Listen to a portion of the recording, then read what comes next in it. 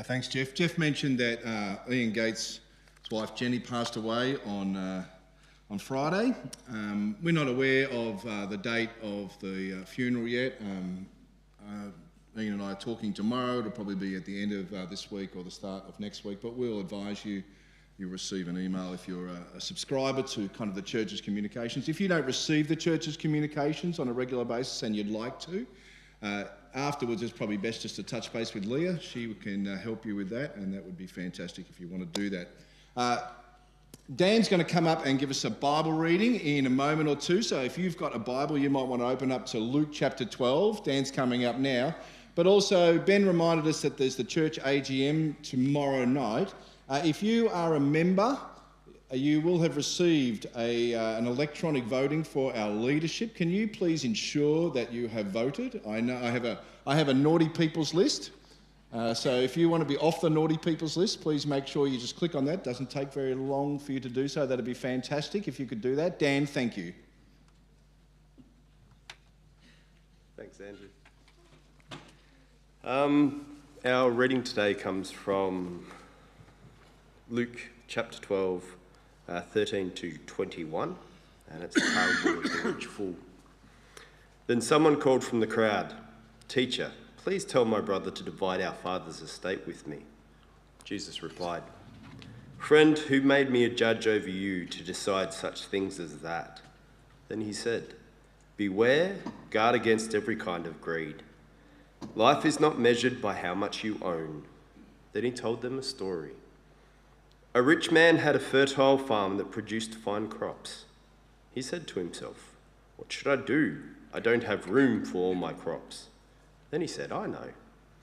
I'll tear down my barns and build bigger ones. Then I'll have room enough to store all my wheat and other goods. And I'll sit back and say to myself, 'My friend, you have enough stored away for years to come. Now take it easy. Eat, drink, and be merry.' But God said to him, 'You fool, you will die this very night. Then who will get everything you worked for?' Yes, a person is a fool to store up earthly wealth, but not have a rich relationship with God." Fantastic. Thank you. Thank you, Dan. That is really good. If you've got that passage, you might want to keep it open to us. Today we're going to continue, as we've been doing over the past few weeks. We're going through this series called Practising the Way, which is kind of about spiritual formation, helping us to be followers of Jesus and what that looks like. And for the last few weeks, we've been talking about different kind of practices of what that might look like in life. So a few weeks ago, we spoke about Sabbath and rest, and Ben, for the last couple of weeks, has been talking about prayer and different ways of participating in that. Today, we're going to be sharing along the themes of the idea of generosity. And yes, heads up, I'm going to be talking about money today. In fact, I'm going to be talking about money a lot. And I know that when a pastor ever says that, there's normally a reaction that happens. Some people are actually not very good at hiding their emotions. I can actually see some people physically give me the slump. And I know that for many, there's kind of this internal reaction about, oh no, the pastor's going to be talking about, he's going to be asking for money. Two things can I say about this. Firstly, I'm not going to be speaking about church giving today at all. Okay? That's the first thing. The second thing is, I actually find it pretty ironic when we want to shy away from talking about money. And you know the reason why? Because Jesus talked about money a lot. 16 out of the 38 parables that are recorded in the New Testament involve money, nearly half of them. 1 in 7 verses in the Gospels that Jesus speaks about is about money.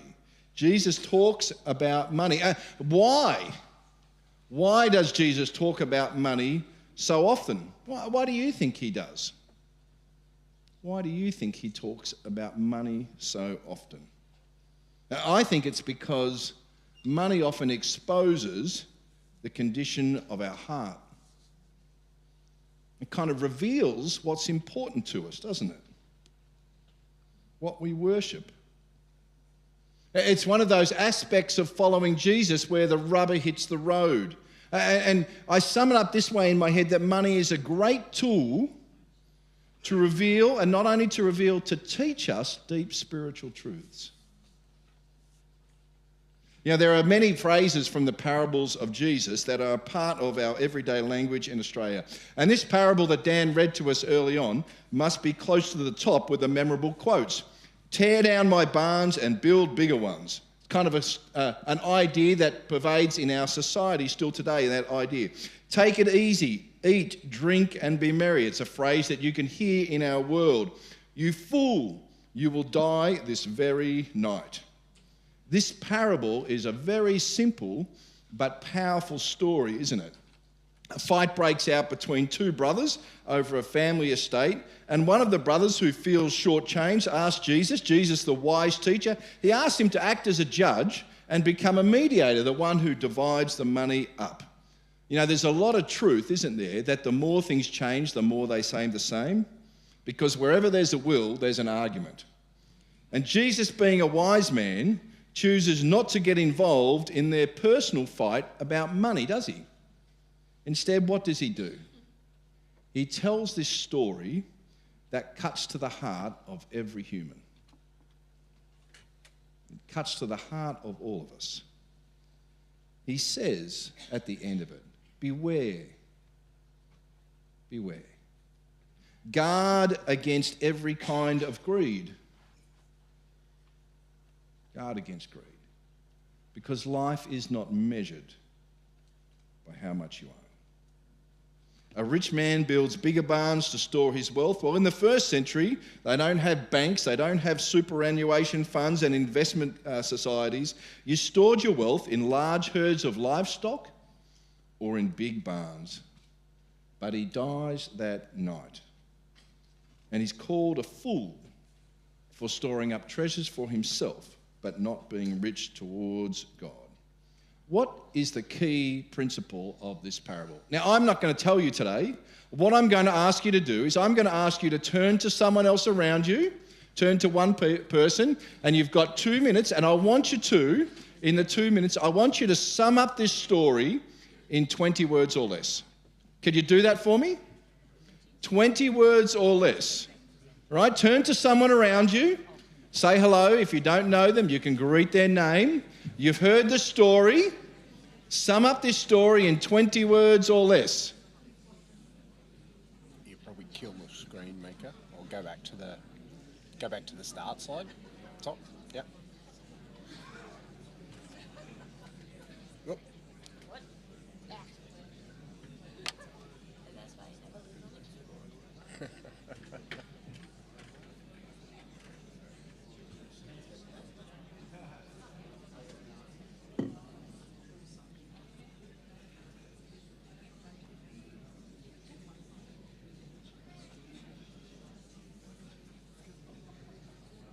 How are you going? I'm going to give you 30 seconds more.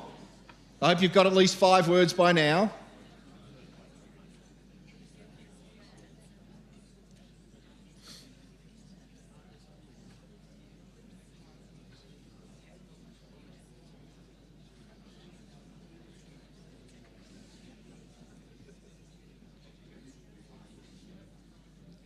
"20 words or less." I was thinking it could be like one of those responses, like on a cereal box, you know, like you submit your item and you win a trip. We could offer you an all expenses paid trip down to Mornington, maybe. How'd you go? It's quite a simple but powerful parable, isn't it? How'd you go? Well, Jeff said before, he said, "Oh, Andrew, he's got all day." Well, that's the end of my sermon today because you've done all the work for yourself. So we might as well finish. No, we're not going to do that because I'm a preacher and I can't get down. It's against my practice. Here's a couple of things that I came up with. Generosity before security. That was 3 words. My other ones, true security comes from being rich towards God. I think that's 7 words. How'd you go with your 20 words or less? It's a memorable and powerful parable, isn't it? Do you feel like it hits you personally at all? Money is one of those areas of life, I think, where most of us feel very vulnerable. It's often considered a very private matter, isn't it? It's okay to speak about money in a big picture, but don't speak about my personal finances. It's one of those topics in Australia that's kind of like a taboo, isn't it? You know, politics, religion, money. Money's a great tool to reveal and teach us deep spiritual truths. If you've got a phone with you today, we're going to do one of these polls again. So pull out your phone. Just a reminder, when we do these polls, right, no one can see who's responded, right? We don't track anybody's phone. We never know that anything in response that you do is completely private. Here's the question: how honest are you with yourself about money? How honest are you with yourself about money?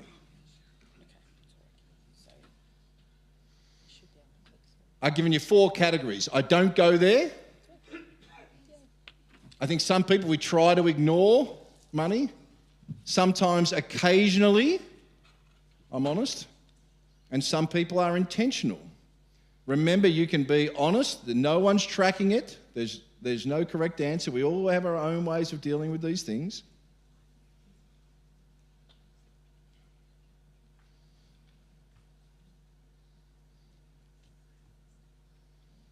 You can see the responses on the screen. I feel so vulnerable about money. Well, I'm going to ask you another little question around this kind of area. So if you've still got your phone, I think this one here is one which I think is really good questions. What words describe how you feel about money, all right? So there's 10 or 11 different responses. You're actually allowed to choose 4 different ones. So please take it out.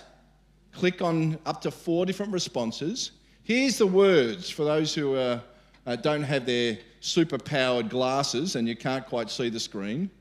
Security, pride, fearful. It's a private matter. Worry, greed. Money is about freedom for me. For some, it's about power. For some, it involves envy, gratitude.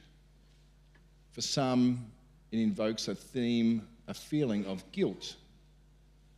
What words do you connect with the idea of money? You can see lots of responses coming up there on the screen. For those of you who don't like getting out your phone and it's too far away to get out with the camera, what would you put down? Interesting, some of the most common responses there: security, worry, freedom, gratitude. You know, we live in a world which has all sorts of different ideas about what money is and what it does. I'm going to put up on the screen a table, and I'm not going to go through all the detail of it. I hope that you can read it. All right. Today's sermon is brought to you by OPSM, but it's going to be up there on the screen. We're going to flick to it now. Thanks, Mika. So it's going to, not this one here. We're going to go to back to the slide ones. And this is a contrast between different worldviews of money. I'll let you know when it's coming up. It is a tricky one. Well, I've given one of our new people who's helping out serving a real tricky thing to do with the things today on the screen. So what this says is it contrasts 2 different views of money. One is kind of a Western worldview of money. So like as Australians, we live in a society which has a particular worldview of money. And one is a Christian worldview of money, right? So on the side here, you can see, with regards to money, who owns our money? So a standard Western view of it would be, well, money is personally earned and owned by myself. But a Christian worldview of money would be that God owns everything. We are merely stewards of it.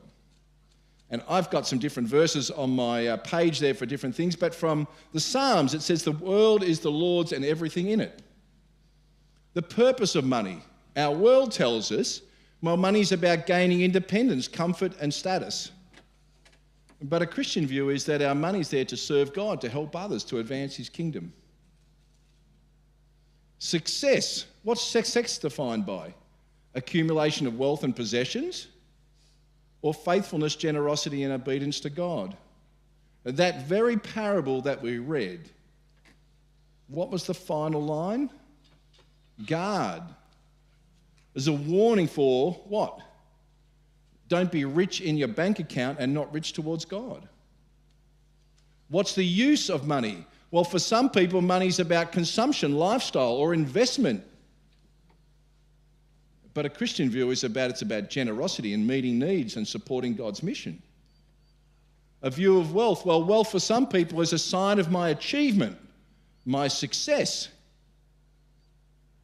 Others, it's a test of character, an opportunity for stewardship. What is money when it comes to morality? The Western view of it is, well, money is neutral. How we use it defines morality. But the Bible talks about that love of money is dangerous. It warns us against the love of money, doesn't it? It tells us that how we use it reflects our heart. Where's our security found? Is it found in savings or is it found in God? Contentment. Our world tells us that contentment is by achievement and by increasing amount, and often engages in one of the worst words when it comes to anything to do with money, comparison. Comparison is, I call it a misgift. It steals joy.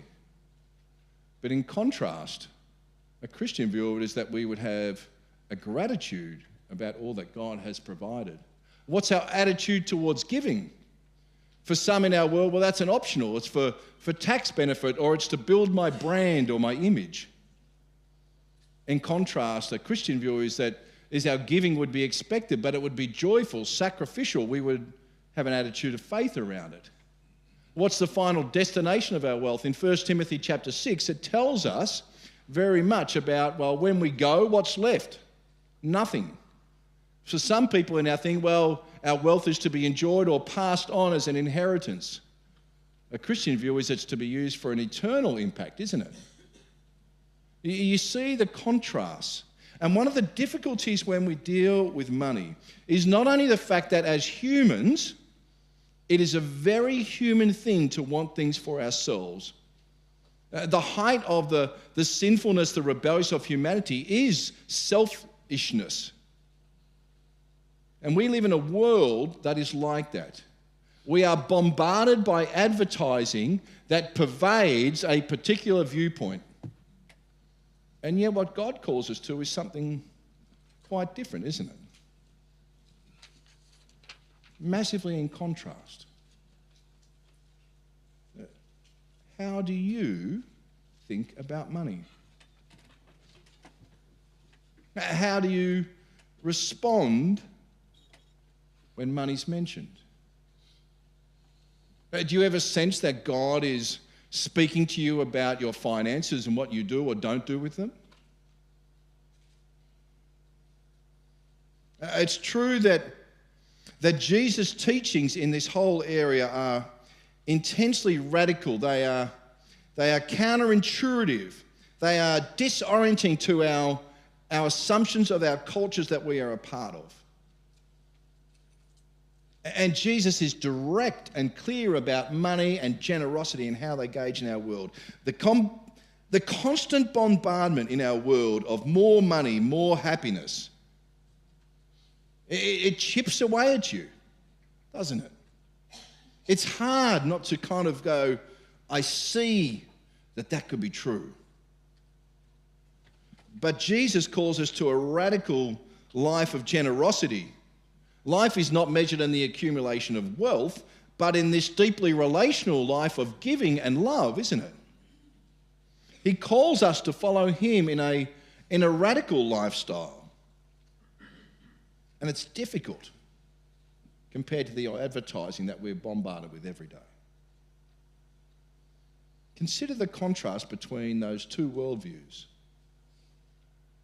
How do you think about money? I want to kind of drill into a couple of different ideas just briefly. When money is raised for you, does it raise up the idea of fear or faith? What governs your attitude towards it? Often our first thought in our society is, will I have enough? I need to check my bank balance, my superannuation account. Maybe you say, I want to be generous. Others can do it. I don't have enough. When Paul writes to Timothy, he says, teach those who are rich in this world not to be proud, not to trust in their money, which is so unreliable. Their trust should be in God, who richly gives us all we need for our enjoyment. Is it fear or faith? What governs your money? What governs it? Where is your identity found? My life is of great worth because my bank balance, my balance sheet is of great worth. Is it that? Or my life is of great worth because I am a daughter or a son of the King of Kings? Life is not measured by how much you own, we read today, didn't we? Ask yourself this when we think about money. What do I truly worship? I feel like it's an old movie of Mad Max, the Thunderdome. Two things enter the ring, only one can come out, God or money. You cannot serve two masters. And Jesus tells us in Matthew chapter 6. How do you think about money? And I could go on and on and on because I'm a preacher. Is my heart filled with gratitude or greed? Am I content or am I jealous? Do I see God as provider or do I see that I am my provider? And when and if I give, do I want recognition? Do I want some sort of gold star? Or when I give, is it kind of a reluctance? It's dragging the money out of my bony fingers.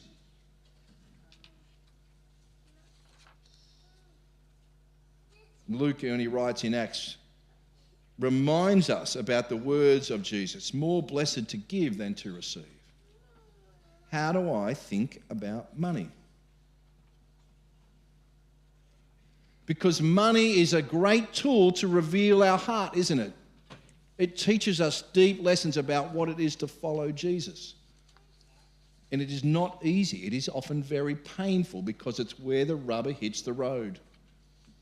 If you've been working along the Practising the Way series in a Connect group or on yourself personally, you've probably got some of the handouts, but I'm going to put a page up here on the screen. And this is part of a generosity guide, which is a part of the booklet. On page number 9, it really has some helpful kind of tips. Now, I am not going to go through them. I'm going to say to you that if you want to, take a picture or scan the QR code, one page, page number 9, the whole document's like 90 pages, so don't get caught in the whole document if you don't need to. Page number 9, have a read through it. Take that effort. John Mark Comer names 5 examples of generosity practices. And we're going to do another little poll in a moment or two, but he names 5 examples of generosity practices. I want to run through these, what they are briefly. The first one is what we would call first fruits. Now, yesterday, Narelle and I were at Eastland purchasing an item at Myer. And I paid for the item with a gift card. And after I paid for it, I had the grand total of funds left of 80 cents. So the lady at the cash register said to me, she said, would you like to donate that money? And I said, sure. You know what went through my head at that time? It's 80 cents. It's not going to bankrupt me. The second thing I thought was, it's on a gift card that I'm probably going to lose anyway and never use.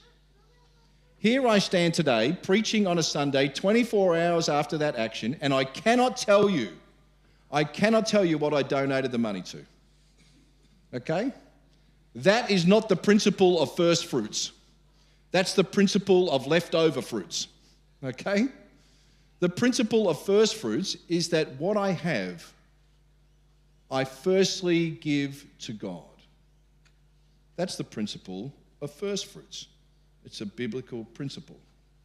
John Mark Comer suggests a second idea. We can actually, I tell you what, Mika, if we could put the other menti up so people can kind of see the different ideas, not this one, the next page, right? If you could do the next one, then you can actually see the kind of the basic ideas. The second one he suggests is something called a generosity fund. What he means when he suggests this as a good practice for people to develop is the intentional putting aside of funds for a specific act of generosity. And so in our general life in Australia, we save money for certain things. People save money to buy a house or buy a car. If you're in America, people would say they save money for their children to go to college. What he's suggesting is, if you want to participate in a specific act of generosity, intentionally put aside money for an act of generosity. The third item is something which is quite familiar in the life of churches and in the Old Testament, called tithing. Tithing is the idea that a person would give a portion of what they earn for God's purposes.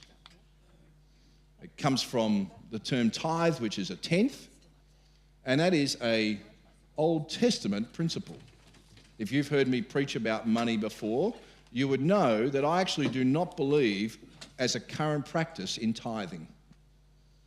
The New Testament principle for me is about generosity, not tithing. It's about grace, not legalism. I've said to people that tithing makes for a great floor, but a bad ceiling. The third principle, that of tithing. The fourth one he suggests is something called a graduated tithe. A graduated tithe. In this, the idea is this, is a person would increasingly give more as their income, in a sense, as their capacity increases. So this is not a matter of saying, well, I earn $100, I'm going to give a tithe, that's $10. I earn $1,000, I'm going to give $100, that's 10%. No, it's the idea that if I earn $100, I might give $10, but if I earn $1,000, I will give more than 10%. So it's graduating. As income increases, capacity increases, a person would increase the percentage that they have to give. The final one that he suggests is not a specific practice, but a lifestyle. Radical class distinction. A calling to live in a countercultural manner that challenges all of our Western presuppositions. To live in a way where everything that I have, I'm prepared to give. There's 5 different practices. What I want to invite you to do, if you've got your phones out, and even if you don't have your phone out, you can still do this mentally. I want you to think about, you can choose 2 of them, which sort of things to connect to your mind and heart. As I've kind of shared those things, what do you sort of go, oh, that makes sense to me. That's something which I feel like I can connect, or that's something that I might want to participate in my life.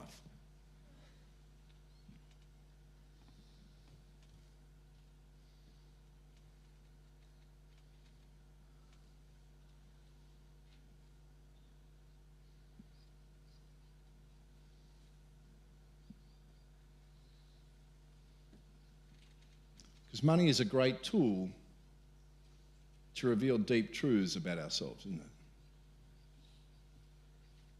I find with money it's a little bit like my garden. If you've ever been to my place, I live in kind of like a bushy area, and my garden, the way that someone would describe it, is out of control. It requires constant monitoring. I feel like money is one of those things. So easy to get out of control. Require constant monitoring.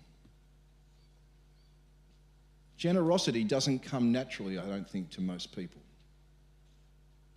It's a practice that we need to engage in to move us from a scarcity mindset to depending on the abundance of God and to be generous in all that we do. Let me ask you some more questions today, seeing it's kind of Question Sunday.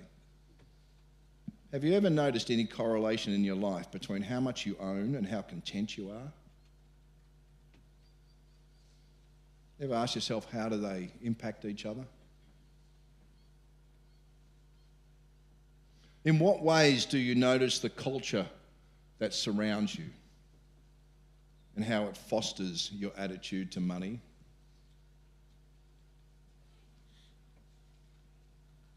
Can you recall a time when you've been generous? How did it make you feel? Can you recall a time when you've been the recipient of a generous action? How do you experience money?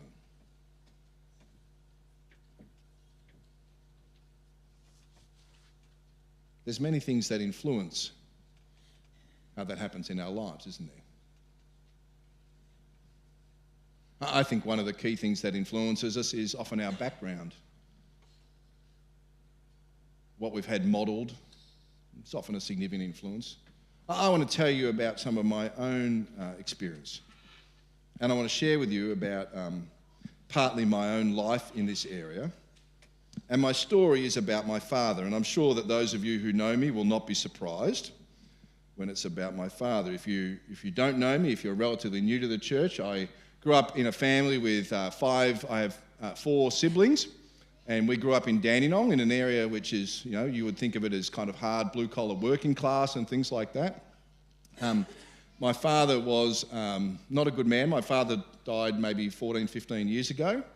He was quite abusive, and he left when I was a teenager, and it was a bit of a struggle for my family a lot of times in my childhood. But as all young men know, their fathers are significant influences on their life. My father spent a lot of his adult life trying to compete with his older brother. As I've shared with you before, in the Harris household, love was equated with success. So the way to, in a sense, feel like you were loved was to achieve, to get straight A's or to win a sporting gold medals or whatever it might be. My father's expression of that was in wealth. His brother bought a bigger house, so he wanted a bigger house. His brother sent his son to a private school, so he wanted to do the same. My father, the way that he would see the value of life was he understood it was through success. And he passed down that lie to all of his children. As parents, you know what you do, model stuff to your kids, don't you? As we all sit here today, we all know some of the things that was modelled to us, don't we? The things that are part of our experience. Whether that was generosity, success, greed, envy, take your pick. All of us were passed down this. And I have to say that from my own perspective, sometimes as a child it was overt, the things that were passed down, but many times it was like the constancy of a dripping tap. Bit by bit by bit. Didn't always have to be declared publicly, but bit by bit by bit. And eventually it becomes a part of you whether you wanted it to or not. And so for me in my life, as a young man, the accumulation of stuff became the measure of success. Before I was a pastor, I worked in the corporate world. I have degrees and all that sort of stuff, and I had opportunities in workplaces to earn lots of money and things like that. And it became something which I've had to fight regularly. All of us are plagued by particular things, aren't we? You know how it is in your life. There are things that you struggle with. Well, for me, one of my struggles has always been this measure of success and accumulation. I would tell you that 15 years ago, more than 15 years ago, we went through some things where we lost a lot of money. And I'm actually really glad to this day because this painful lesson reminded me of things.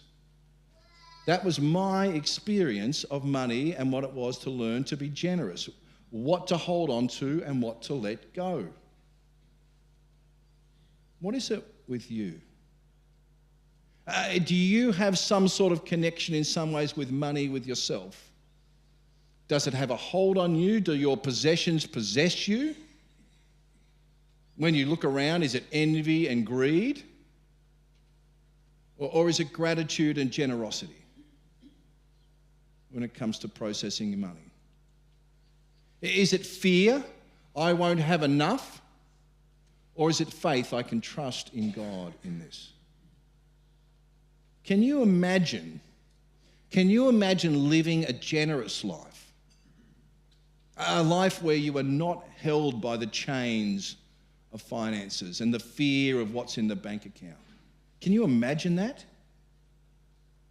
Can you imagine what it is to live without financial anxiety or discontentment, but instead to be generous?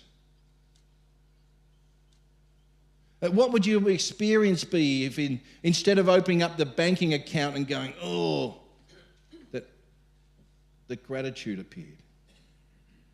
Or to be generous when an opportunity arises? Can you imagine? Because money is a great tool to reveal our hearts and to teach us to trust in God. As we're going to finish up today, I'm going to invite you just to pray with me. There's going to be a prayer up here on the screen. If you want to, you can read it out loud with me. If you don't feel comfortable with that, just read it in your mind. I'd like to pray for us now. Father, provider, you hold all things in endless, fearless supply. Help us to live in that trust, in the rest and extravagance of knowing we can freely give in the manner we've received, selflessly, daringly, lovingly.